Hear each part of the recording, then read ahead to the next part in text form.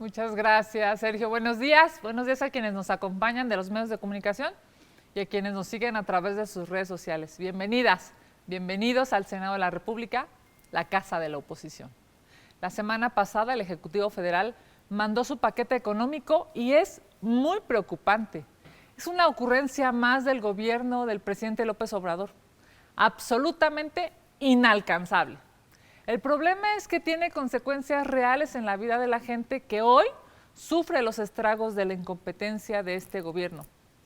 Hoy en la contramañanera vamos a destacar 5 puntos del nuevo paquete económico como muestra de lo poco sensato de este proyecto.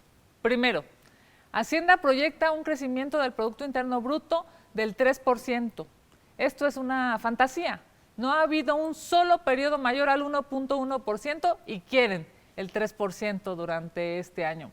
Claramente lo que están buscando es engañar con cifras irreales. El Banco de México estima que solo se alcanzará un crecimiento económico del 1.6%. Por su parte, JP Morgan e incluso Grupo Monex estiman que no será el crecimiento mayor al 1.5%, porque evidentemente este gobierno no sabe cómo crecer. 2. El gobierno de López Obrador estima que la inflación será de 3.2%. Yo solo quiero decirles que ojalá la hagan buena.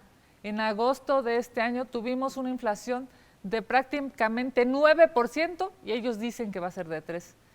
Sin lugar a dudas es pues una de las tasas, el 9% más altas de los últimos 20 años. Todos los meses ha ido subiendo la inflación y el gobierno no hace nada para frenarla. La única solución sería un milagro, porque solita no va a disminuir. 3. Según el gobierno, la recaudación de impuestos será de 4.6 billones de pesos y el gasto total será de 8.3 billones. La realidad es que esta proyección es poco sensata, tomando en cuenta que los elefantes blancos cada día salen más caros y las deudas de Pemex se siguen acumulando por su terquedad de usar energías contaminantes y caras. Por ejemplo, la refinería de Dos Bocas, que supuestamente iba a costar 8,000 millones de dólares, hoy ya va en más del doble, 17,000 millones de dólares, y sigue sin refinar un solo barril de petróleo. Y la deuda financiera de Pemex al 30 de junio de este año ya sumaba 2.16 billones de pesos. Es una irresponsabilidad. ¿Cuántos tratamientos médicos, cuántas carreteras, cuántos apoyos al campo podrían haberse financiado con ese dinero? 4.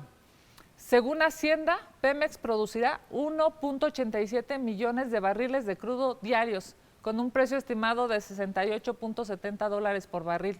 Es más, aseguran que Pemex generará ingresos por 826,000 millones de pesos y 487,000 millones de pesos por transferencias del Fondo Mexicano del Petróleo. Pero a sus cálculos les faltan datos. De enero a junio de este año, diariamente producían 1.6 millones de barriles, por lo que producir 200,000 barriles más es poco realista. Además, deben restarle los gastos que conlleva el incremento de accidentes graves, porque lamentablemente durante este primer semestre se incrementaron un 30% la frecuencia de estos accidentes graves. Es decir, Pemex está ahogado, no tiene dinero ni para el mantenimiento o claramente tienen una incompetencia en el manejo, en el uso de Pemex.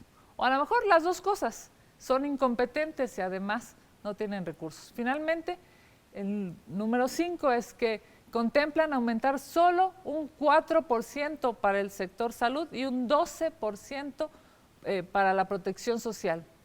De no recaudarse lo necesario, quienes van a ser afectados son los beneficiarios de estos sectores. Si no hay dinero, ¿cómo se va a gastar? Es una irresponsabilidad, sobre todo con quienes más lo necesitan. En cuanto a la ley de ingresos, estaremos aquí, en el Senado de la República, el debate para que el proyecto se ajuste a la realidad y no sufra la economía mexicana. Hay que recordar que a más tardar del 15 de noviembre, la Cámara de Diputados deberá aprobar el presupuesto de egresos y a más tardar el 20 de octubre la ley de ingresos se tendrá que discutir, para que en este Senado de la República la podamos emitir. Ojalá que la Cámara Baja no aplique otra vez esa aplanadora y estén abiertos a escuchar las verdaderas prioridades de la gente. Sin lugar a dudas, el dinero del país es dinero de los mexicanos, no es la caja chica del presidente. En otro tema, la semana pasada vimos la consolidación de la militarización del país y hoy el gobierno sale con otra ocurrencia: llevar a cabo una consulta popular sobre la permanencia de las Fuerzas Armadas de forma permanente en las tareas de seguridad pública hasta el 2028. En Palacio Nacional quieren engañar al pueblo de México. El presidente sabe que el artículo 35 de nuestra Constitución establece con claridad, y abro comillas, no podrán ser objeto de consulta popular la organización, funcionamiento y disciplina de las Fuerzas Armadas permanentes. En este Senado no aceptaron parlamentos abiertos, no aceptaron escuchar a las organizaciones, no aceptaron escuchar a los especialistas, no aceptaron escuchar al pueblo de México. Así es que la frase de hoy claramente es un mero engaño nuevamente del gobierno federal. Por último, qué bueno que el presidente quiere la paz en Ucrania. Ojalá y también le preocupara la paz en nuestro país. 127,000 asesinatos y 36,000 personas desaparecidas en su gobierno demuestran que México no está en paz. Ocúpese, señor López Obrador, de la paz en nuestro país y ya, por favor, deje de mentir. Vamos a sus preguntas. Muchas gracias. Muchas gracias, senadora. Gerardo Segura le pregunta, nos manda muchas preguntas, voy a tratar de comprimirlas.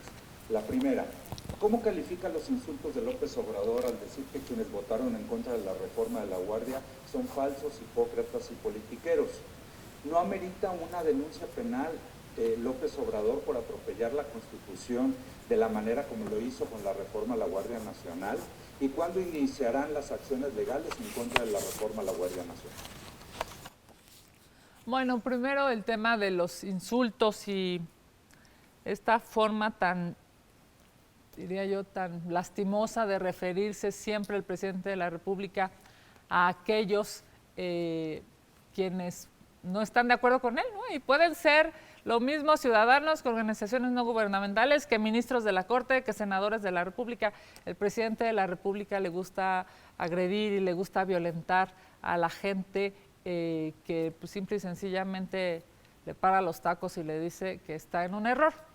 Es una forma lastimosa como se refirió estos últimos días a los legisladores, pero bueno, él sabe claramente que cada vez sus votaciones son más cerradas y que cada vez, incluso en el propio Senado de la República, podemos tener argumentaciones mucho más fuertes y más sólidas que acompañan nuestra posición y nuestra visión ante estas irresponsabilidades que está tomando. Así es que sus insultos simple y sencillamente demuestran cómo está pésimamente reconociendo la pluralidad de nuestro país. Y por lo que hace a cuándo vamos a accionar, nosotros en el Senado de la República presentaremos una acción de inconstitucionalidad. Se acaba ya de publicar la reforma y tenemos, como se los había comentado antes, 30 días para presentar la acción de inconstitucionalidad y lo haremos. Gracias, senadora. También Gerardo Segura le pregunta, ¿respalda la propuesta del gobernador Mauricio Curi, quien dice que el PAN no debe ir en coalición con el PRI y menos con personas como Alejandro Moreno? Bueno, ustedes saben, lo he dicho públicamente, yo soy aliancista. Yo creo que necesitamos hacer una gran alianza, todos los partidos políticos, la sociedad civil organizada, las ONGs, los colegios, todos los mexicanos que estamos hasta el gorro y que estamos cansados de este pésimo gobierno, este gobierno que es un gobierno que genera pobreza, que genera muerte, que genera desaparecidos. Evidentemente yo soy aliancista y yo espero que podamos generar una gran alianza ciudadana para poder detener la destrucción de este gobierno populista. Para finalizar, de Gerardo Segura le pregunta, ¿la postura de Alejandro Moreno con relación a las Fuerzas Armadas en tareas de seguridad no representa una traición para la coalición con el PAN y PRD? Y si le parece, perdón, hasta ahí. Bueno, es evidente que hay una diferencia amplísima entre lo que el diputado ha dicho o acompañado, además de la diputada federal que ha presentado la iniciativa, y lo que nosotros decimos. Porque, a ver, en estricto sentido, nosotros hemos dicho pues que hay una lógica digamos, de acción, de trabajo para las Fuerzas Armadas. Es evidente que nosotros estamos de acuerdo con lo que han dicho los organismos protectores de derechos humanos. Cuando un militar está en las calles para proteger, tiene que ser de manera extraordinaria, tiene que ser de manera complementaria, regulada, fiscalizada, subordinada. Eso dicen los organismos protectores de derechos humanos y nosotros estamos de acuerdo. El problema es que López Obrador no quiere que los militares estén de manera extraordinaria en las casas, en las calles, en las colonias de los mexicanos. Pareciera que López Obrador quiere que se queden ahí para siempre. Bueno, seguramente él también se quiere quedar para siempre, pero eso no va a suceder. Gracias, senadora. Le pregunto a Israel Aldave, si mañana en comisiones en San Lázaro se aprueba la propuesta del PRI para que las Fuerzas Armadas continúen hasta 2028 en las calles del país, ¿el PAN debe romper inmediatamente la coalición Va por México? Yo lo he dicho, yo espero que podamos generar canales de entendimiento. Que México no tenga una gran coalición significa que estos irresponsables del gobierno se van a quedar más tiempo y eso no lo merece nadie. Es evidente que son pésimos en el gobierno, las cifras son claras, en economía vamos mal, en salud vamos mal, en seguridad vamos pésimo. Así es que yo espero que haya una gran coalición y esa coalición pues sea el instrumento que los mexicanos tengamos para poder detener a este gobierno irresponsable. Yo siento que López Obrador se frota las manos todos los días pensando que esa coalición se va a romper, pero aquí estamos, nosotros en el PAN lo hemos dicho fuerte y claro, necesitamos hacer un partido congruente, un partido de oposición, lo hemos sido en todas las votaciones, lo hemos sido en los debates, esperemos pues que esta gran coalición se dé con la mayor cantidad de partidos políticos, pero sobre todo con la mayor cantidad de mexicanos, todos aquellos que quieren un mejor gobierno y que saben que sí hay de otra. Muchas gracias, senadora. Víctor Mayer le pregunta, Andrés Manuel da su respaldo hoy a la propuesta del PRI de prorrogar hasta 2028 la presencia del ejército en las calles. Incluso propone evaluaciones periódicas sobre su actuación y justifica que la medida es válida porque en el gobierno de Calderón, sin consultarle al Congreso ni tomar en cuenta la Constitución, se declaró la guerra al narcotráfico. Si puede dar una opinión al respecto, por favor. Bueno, evidentemente nosotros lo hemos dicho. No estamos de acuerdo con que México se militarice, no estamos de acuerdo con que la vida de los mexicanos se militarice, no estamos de acuerdo con que los hogares de los mexicanos se militarice. Es evidente que lo que México requiere es seguridad, lo que México requiere son policías entrenados y capacitados para proteger a los mexicanos. Así es que seguiremos pugnando porque esta etapa en la que los militares estén cerca de los mexicanos, cerca de sus hogares, cerca de las escuelas, solamente sea temporal, porque así lo dicen los organismos protectores de derechos humanos y porque claramente hemos comprobado a lo largo de la historia que lo que se requieren son policías capacitados. Senadora, no tenemos más preguntas registradas. Agradecerle a usted y a las compañeras y compañeros de la fuente habernos acompañado y les estaremos enviando los materiales conforme vayan saliendo. Muchísimas gracias, que tengan la mejor de las semanas. Un abrazo.